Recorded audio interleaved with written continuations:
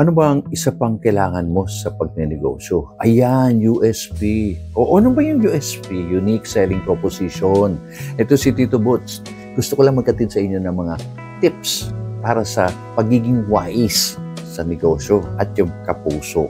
Puso talaga. Okay, number 1 yan. Sinasabi ko, dapat unique selling proposition. Yung bang kahit pantay-pantay kayo, pare-pareho kayo nagbebenta ng produkto, hanapin mo yung unique sa'yo. Siguro, pagsasalita mo. Siguro, the way you deliver, the way your customer services, or probably uniqueness. Alam mo, hindi madali yan, ha? Para ka naghahanap ng isang karayom sa isang haystack. Alam mo yun? Haystack. Parang hinahanap mo. Pero pag nahanap mo yun, ay patok na patok. Swak ng swak yan. Ang parati ko sinasabi kasi, sa negosyo kasi, yan ang parating kong challenge sa mga negosyante. Hanapin niyo parati yung unique selling proposition at huwag kayong maging panatag na lang. Yung okay na, contented na ako, contented ka dyan, di ba? So parati kong sinasabi, huwag kang maging contented ka. Parati mong hanapin ano ba unique selling proposition kasi kaya na nagbabago-bago. Kaya nga sa mga negosyo, kita mo yung mga branded na yan. Abay, parati meron silang research. Ano tayo ngayon? Anong katayuan natin ngayon sa ating situation? Lalong-lalo na dito sa mga challenges ng negosyo. Kaya huwag kang magpakapante-kampante.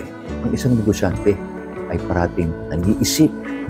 Okay? Wais at may puso. Okay? Parating niya sinasabi, nasaan ako ngayon? Nasaan ako kahapon? Meron ba akong improvement? Yung aking customer service ba ay magaling? Yung mga tao ko ba ay naintindihan yung aking mission vision? Kasi ikaw, malinaw sa'yo. Pagdating sa mga tauhan mo, ang labo. Hindi ba? Hindi wais yun. So, sa akin, importante. Okay? You create a team. Yan, team. Okay? Team. Together, everybody achieves more. Diba? Tama naman yun eh.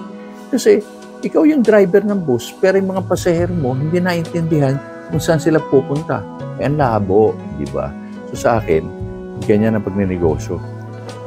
Sa competition, huwag kang matakot. Basta nakafocus ka, basta kayang-kaya mong gawin, meron kayong team, ayos yan. Tignan mo na lang yung mga ibang negosyante sa paligid mo. Bakit ba sila talagang fight? Kumbaga sa ating pagbabasketball, di ba? Ikaw, di ba minsan nakakardyak arrest ka sa last 2 minutes. Kala mo talo na. Pero in the end, either nag-tie up or nanalo by 1 point. Ito si Tito Boots. Basta sa ako, pag ninegosyo, dapat wais at may puso. Okay? Tandaan mo yan. So, susunod manood ka ulit. Okay? Bye-bye.